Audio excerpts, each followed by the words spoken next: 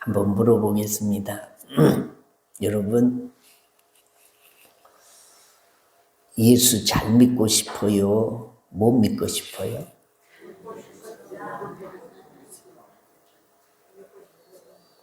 그럭저럭 별로 마음 내키지 않으면 믿다가 그만둘 생각을 하신 분들 혹 있으십니까? 그만둘 것 같으면 지금 그만두는 것이 지혜롭습니다. 세상의 다른 일은 하는 것만큼은 이익입니다.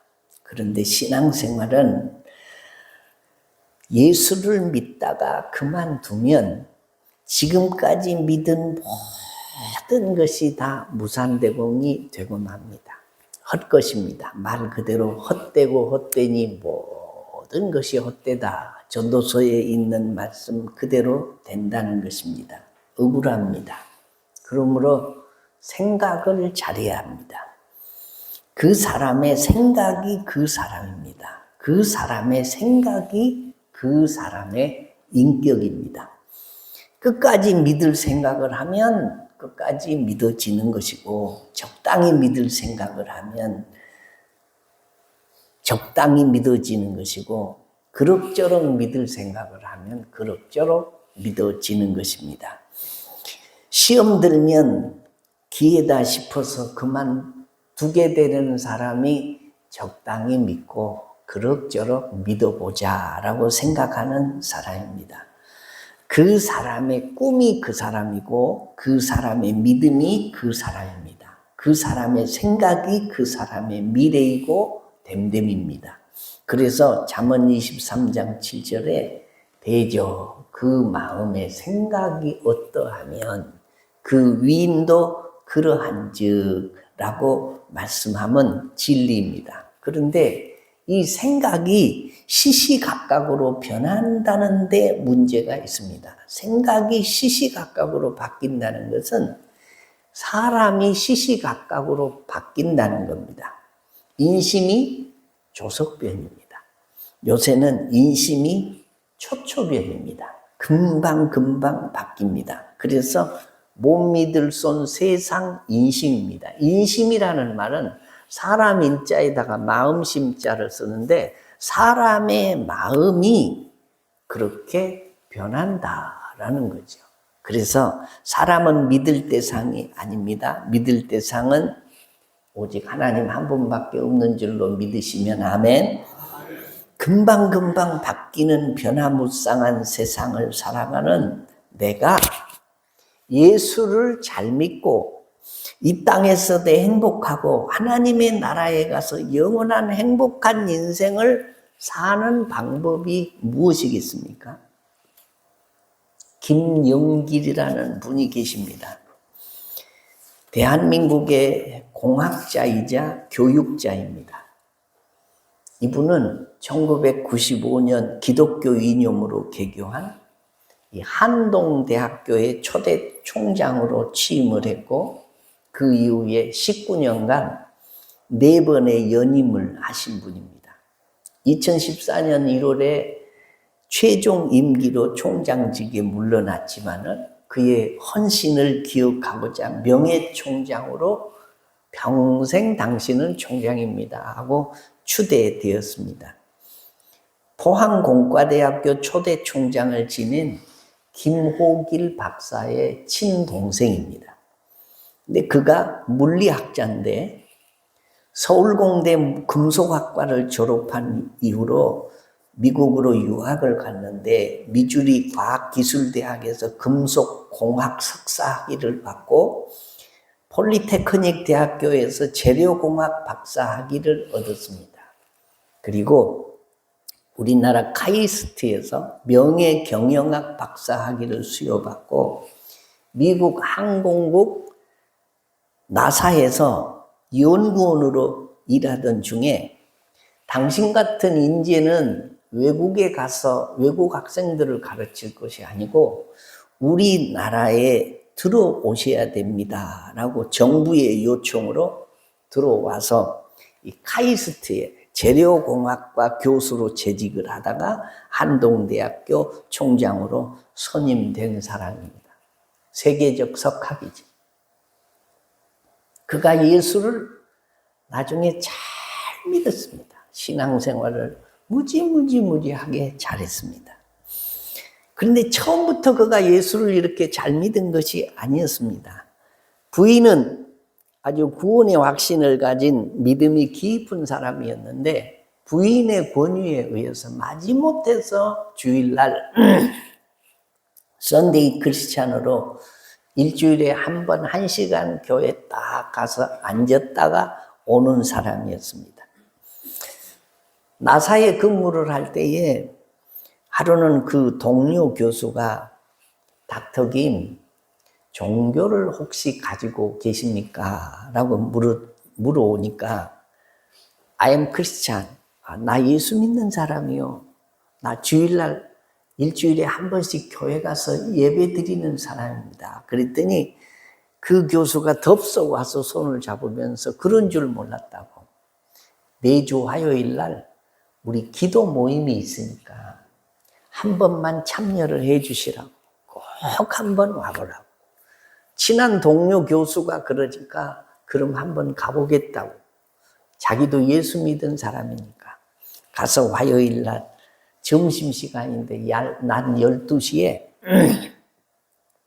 그 모임에 찾아가 보고는 그곳에서 충격을 받습니다.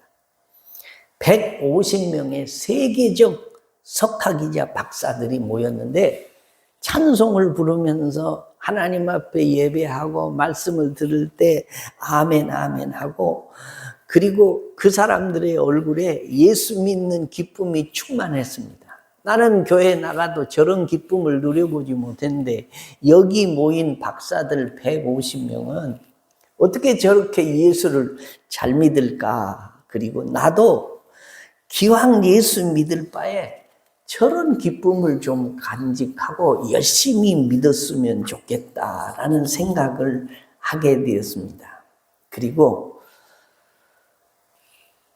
그때부터 세계적인 이 영적인 책들을 읽기 시작했습니다. 특별히 과학과 신앙과에 관계된 책들을 모아가지고 영문 서적들을 트립답하기 시작했는데 그걸 읽어도 이게 하나님의 말씀이 기적이 기적으로 믿어지지가 않는 것입니다.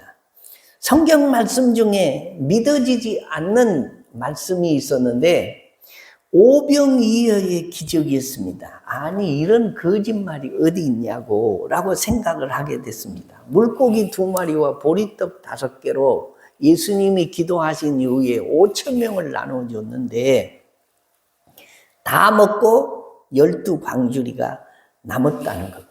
근데 자기가 배워온 물리의 기본 법칙은 이게 질량 보존의 법칙인데 그 법칙과 너무 말이 안 되고 이게 어긋난다는 것입니다. 또 하나가 뭐냐?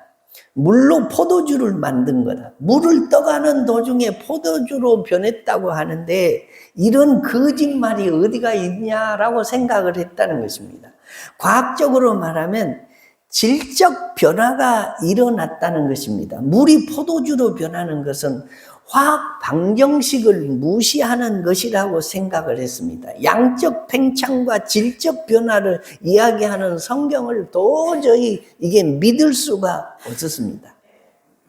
그런데 그 모임에 참여하고 나서 이 과학과 성경의 이율배반적인 것을 어떻게 이해를 해야 되느냐라는 것을 연구하고 고민하고 했는데 그가 얻은 결론이 이것입니다. 기적은 비과학적이라기보다는 초과학적인 것이다.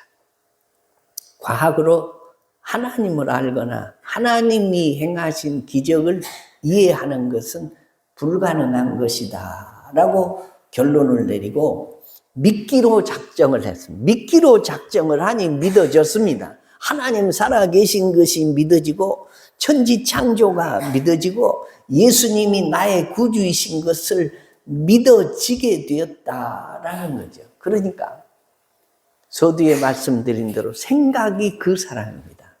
믿기로 작정하면 믿어지는 것이고 안 믿기로 작정하면 안 믿어지는 것입니다. 우리는 어떤 사람들이냐? 다 믿기로 작정한 사람들이고 그럭저럭 믿을 사람이 아니고 평생 예수 잘 믿기로 다짐한 사람들입니다. 그러므로 그리스도인들은 믿기로 작정한 사람인데 이 김영길 박사가 믿기로 작정했더니 의심했던 것이 다 안개와 같이 사라지고 신앙생활을 잘하면서 그가 한국의 기독교 지도자들을 수없이 배출을 하는데 큰 기여를 하고 나중에 그가 한국의 창조과학협회라는 것을 만들어가지고 그 예수 믿는 박사들을 다 모집을 해가지고 하나님이 세상을 어떻게 창조했는지 그것을 증명하느라고 일생 보내신 분이 김영길 박사입니다. 하나님께 붙어 있음. 오늘 설교 제목이 뭐냐? 여호와께 붙어 떠나지 않는 너희는. 성경 말씀 있는 구절 그대로 제목을 내놓았습니다. 하나님께 붙어 있음의 의미가 뭐냐? 요한복음 15장 4절로 5절에 내 안에 거하라 나도 너희 안에 거하리라. 가지가 포도나무에 붙어 있지 아니하면 절로 과실을 맺을 수 없음 같이 너희도 내 안에 있지 아니하면 그러하리라. 나는 포도나무요 너희는 가지니 저가 내 안에 내가 저 안에 있으면 이 사람을 과실을 많이 맺나니 나를 떠나서는 너희가 아무것도 할 수 없습니다. 가지가 나무에 붙어 있는 것처럼 우리가 하나님께 붙어 있어야 합니다. 말씀으로, 신앙으로, 믿음으로, 봉사함으로, 순종함으로 붙어 있으면 그 사람을 통해서 열매가 주렁주렁 맺히게 되는데 요한복음 15장 8절에 보면 너희가 열매를 많이 맺으면 내 아버지께서 영광을 받으실 것이요 너희는 내 제자가 되리라 라고 했습니다. 열매가 있으면 두 가지 복이 있는데 첫째는 하나님이 영광을 받으시고 나는 예수님의 제자가 된다. 열매가 없이는 하나님께 영광을 돌릴 수가 없고 열매가 없으면 주님의 제자가 될 수가 없습니다. 오늘 본문의 배경을 한번 보실까요? 오늘 본문 말씀은 모세가 모압 평지에서 이스라엘 백성들에게 마지막으로 한 고별 설교입니다. 고별 설교의 내용은 두 가지입니다. 간단합니다. 오늘 4장 1절에 이스라엘아 이제 내가 너희에게 가르치는 규례와 법도를 듣고 준행하라. 그리하면 뭐죠? 너희가 살 것이요. 그 다음에 4절에 오직 너희의 하나님 여호와께 붙어 떠나지 않는 너희는 오늘까지 다 생존하였느니라. 또 3절 하반절에 바알부를 따른 모든 사람을 너희의 하나님 여호와께서 너희 가운데서 멸망시키셨으되 하나님의 규례와 말씀은 인생에 죽고 사는 문제가 달려있다라고 설교를 한다라는 것입니다. 여러분 신앙생활은요 액세서리가 아닙니다. 여러분 액세서리가 뭡니까? 나를 조금 더 돋보이게 하려고 머리에 뭘 붙인다든지 옷섭에 브로치를 붙인다든지 그게 액세서리입니다. 근데 액세서리는 붙이면 조금 더 빛이 나지만 먹고 사는 데는 아무 지장이 없는 게 액세서리입니다. 있으면 조금 더 좋고 없어도 아무 상관이 없는 게 액세서리입니다.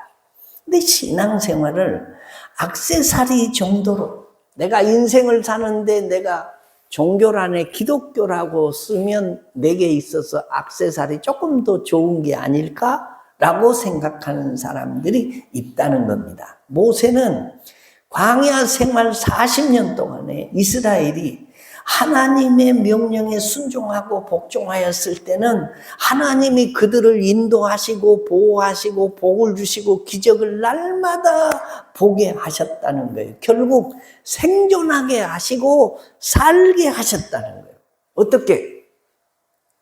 6월절에도 순종을 해서 문설주의 양의 피를 바른 집은 죽음의 천사로부터 하나님이 지키시고 그 장자들을 살리셨습니다. 순종했더니 홍해를 가르쳐서 마른 땅처럼 건너게 하셨습니다. 순종했더니 40년 동안 농사 짓지 않아도 하나님이 만나로 먹이셨습니다. 순종했더니 구름 기둥과 불 기둥으로 한낮에는 그늘지게 하셨고 밤에는 난로로 따뜻하게 해서 그들을 지켜주셨습니다. 순종했더니 적군의 성을 무너뜨리고 전쟁에서 승리케 하셨습니다. 순종했더니 반석에서 생수가 쏟아져서 목마름을 해결하게 했습니다. 순종했더니 쓴물이 단물이 되는 기적을 체험하게 했습니다. 순종을 했더니 40년 동안 신발이 닳지 않게 하시고 옷이 헤어지지 않게 하셨습니다. 순종했더니 불뱀에 물렸음에도 불구하고 그 독이 해독되게 하셨습니다. 순종만 하면 나머지는 하나님이 책임을 지셨습니다.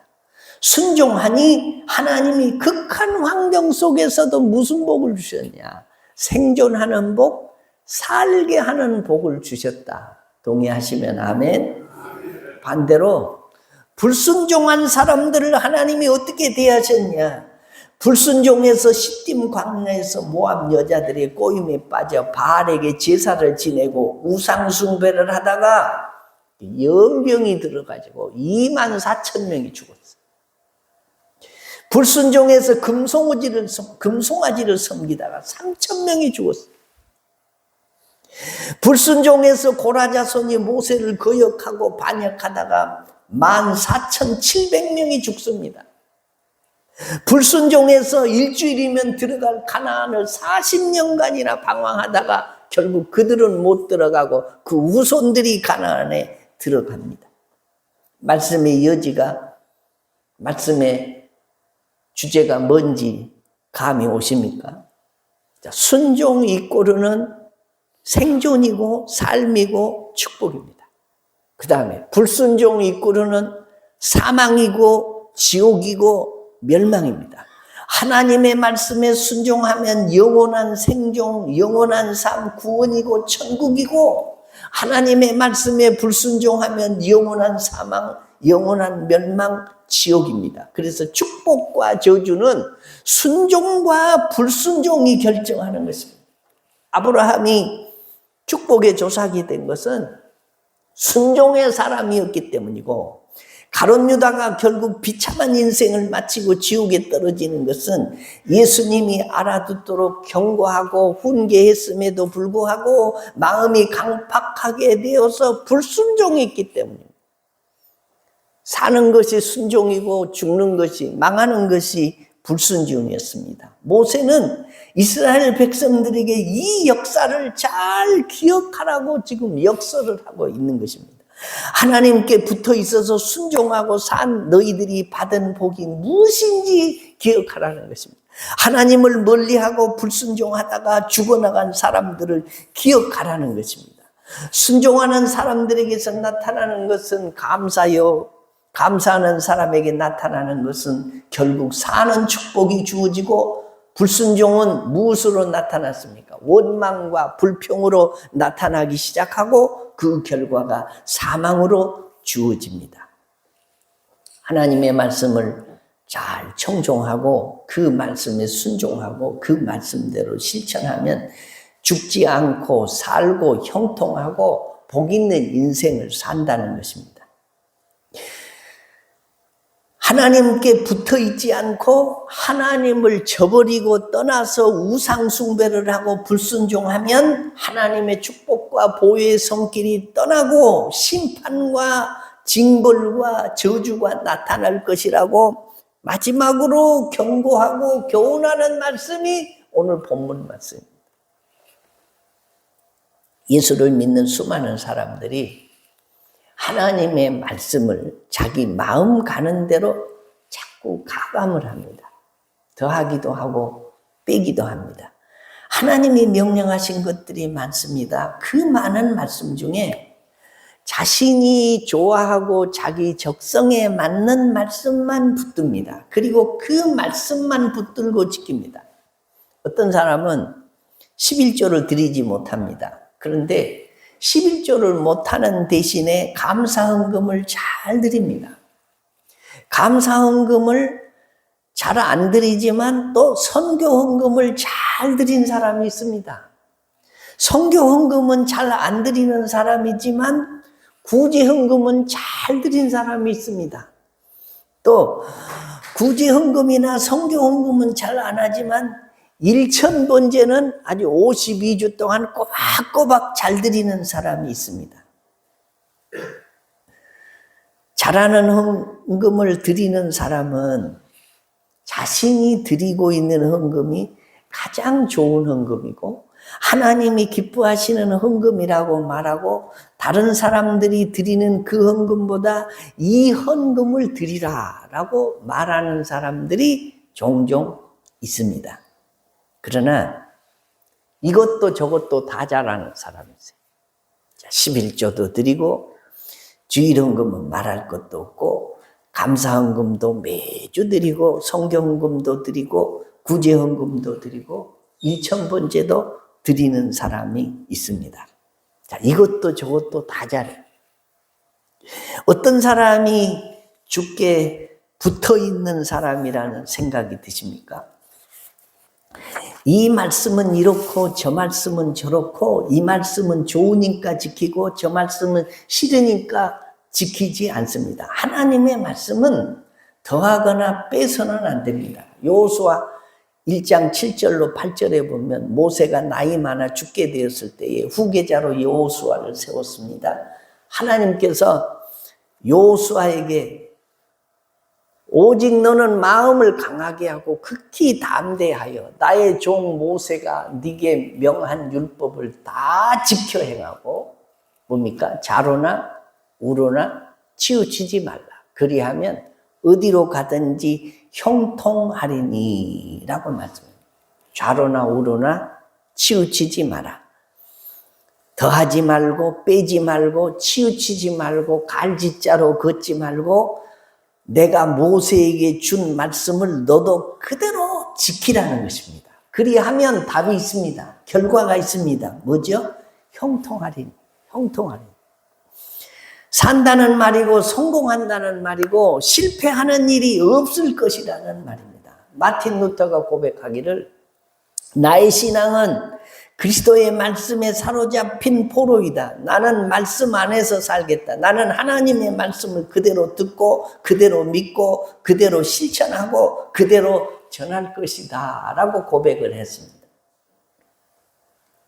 어느 교회에 출석하는 집사님이 설렁탕 가게를 개업하게 되었습니다. 앞으로 설렁탕 가게를 어떻게 운영을 해야 잘할 수 있을까 기도하고 고민하고 있었는데 그 주일날 교회를 가서 예배를 드리는데 목사님이 무슨 설교를 하시냐, 누가복음 6장 31절 남에게 대접받고자 하는 대로 너희도 남을 대접하라 라는 말씀을 하세요. 그 말씀을 듣고 그렇다. 내가 설렁탕 가게를 하는데 대접하는 마음으로 가게를 열어야 되겠구나. 그리고 마음속에 두 가지 경영 원칙을 세웠습니다. 남을 대접하는 마음으로 식당을 운영하겠다라는 원칙을 세우고, 그리고 잘 대접을 하려면 첫째로는 좋은 재료를 쓰고, 두 번째로는 정성을 다해서 음식을 만들고, 세 번째로는 기왕 장사하는 거 기분 좋게 대접하자. 그러려면 친절을 베풀어야 되겠구나 라고 원칙을 세웠습니다. 그리고 정성스럽게 좋은 재료만 선택해서 기도하는 마음으로 설렁탕을 만들어서 팔았습니다. 그런데 자꾸만 적자가 났습니다. 6개월 동안이나 적자가 나니까 이제 고민이 시작됐습니다.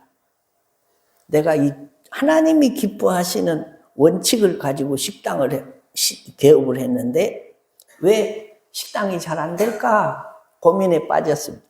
그런데 근처에서 설렁탕집을 잘한다고 소문이 난 사람이 찾아와서 내가 장사 잘하는 비법을 알려줄까? 그러면서 한다는 말입니다. 국물을 좀 더 뽀얗게 만들려면 이게 커피를 탈 때 쓰는 프림을 넣어서 이게 뽀얗게 색깔을 내야 돼. 그래야 보기 좋은 떡이 먹기도 좋다고. 설렁탕은 국물이 뽀해야 되니까 프림을 좀 거기다 넣어보라고. 그런데 그 말을 듣고 귀가 솔긋했지만 내가 프림을 넣어가지고 이게 설렁탕이라고 하면 고기도 안 넣고 다른 걸 넣어가지고 하면 이건 믿는 사람의 양심이 아니지라고 결국 그것을 거절을 하고 하나님 어떻게 하면 좋겠냐고 기도를 드렸더니 하나님이 또 누가복음 6장 31절 말씀이 자꾸 생각나게 합니다. 대접을 받으려면 먼저 대접을 하라는 말씀이 자꾸 생각나게 합니다. 그래서 내가 말씀대로 살자. 망하기밖에 더 하겠냐. 그리고 그대로 손해를 보더라도 하나님 말씀대로 따르기로 결심을 하고 하나님께 붙어있기로 계속 결심을 하고 대접하는 마음으로 손해 나면 얼마나 날라드냐 하고 오는 손님마다 손님 대접하는 마음으로 그 일을 했더니 1년 동안 손해를 보고 그 다음부터는요 이상하게 손님들이 그 설렁탕집이 맛있다는 소문이 나가지고 나중에는 번호표 받아가지고 그 설렁탕을 맛보려고 사람들이 이 줄을 서서 와서 설렁탕을 먹게 됐다라는 것입니다. 결국은 그분이 설렁탕으로 성공을 했습니다. 여러분 한번 물어볼까요? 내 집 안에서 남편과 아내 사이에 누가 더 손해를 보고 삽니까? 무슨 얘기인지 잘 모르시겠습니까?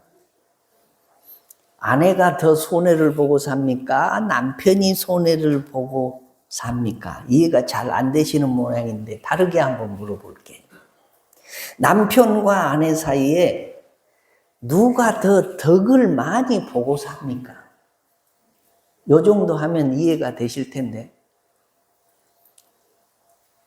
내가 남편이 아내 덕을 더 많이 보고 삽니까? 아내가 남편 덕을 더 많이 보고 삽니까? 목사님 그게 무슨 말이에요? 서로가 상부상조해서 남자도 할 일이 있고 여자도 할 일이 있으니까 서로 도우면서 사는 거죠. 그럴지 모르지만 AI에게 딱 계산을 해보라고 하면 답이 나옵니다. 남편이 더 아내 덕을 많이 보고 사는지 아내가 남편 덕을 더 많이 보고 사는지 손해를 많이 보고 사는 사람이 손해를 보는 것 같지만 그 사람 때문에 이게 가정이 편하고 가문이 복을 받고 손해를 본 그 사람이 사실은 행복한 겁니다. 남편에게 조금 손해를 보겠다고 생각하는 아내가 행복한 가정생활을 하고 남편으로부터 사랑을 받습니다. 또 아내에게 손해를 보겠다고 생각하는 남편이 대접을 받습니다. 내가 손해보겠다고 마음으로 대하면 결국에는 승리가 나타납니다. 하나님께 붙어있는 사람이 손해를 보는 것 같습니다. 그러나 손해를 보는 것 같을 뿐입니다. 예수를 잘 믿는 것이 손해를 볼 것 같습니다. 그러나 손해를 보는 것 같을 뿐입니다. 그 사람을 하나님이 살게 하시고 형통케 하시고 이 땅과 영원한 세계에서 해같이 빛나게 해 주실 줄을 믿으시면 아멘. 이것이 믿음 있는 사람의 삶의 태도입니다. 시편 73편 27절 28절 말씀 함께 한번 읽어보겠습니다. 시작. 무릇 주를 멀리하는 자는 망하리니 음녀같이 주를 떠난 자를 주께서 다 멸하셨나이다. 하나님께 가까이 함이 내게 뭐지요? 내게 복이다. 여호와를 떠나지 않고 하나님을 가까이 함이 곧 내게 복이다 라고 말씀합니다. 하나님께 가까이 하는 사람이 복받은 사람입니다. 하나님께 가까이 한다는 것은 예배를 가까이 한다는 것이고 우리의 마음과 신앙과 믿음이 하나님께로 늘 향해 있고 열려 있다는 말씀입니다. 하나님께 가까이 한다는 것은 늘 하나님과 교제하는 것이고 기도하는 것이고 찬양하는 것이고 말씀을 읽고 듣고 지키는 삶이다라는 것입니다. 말씀을 맺겠습니다. 사랑하는 성도 여러분, 여호와께 붙어 떠나지 않는 너희는 살았다라는 것이, 살고 있고 생존해 있다는 것이 이 모세의 고별 설교 내용입니다. 여호와께 붙어 있지 않고 떠나간 사람들은 다 죽었다라는 겁니다.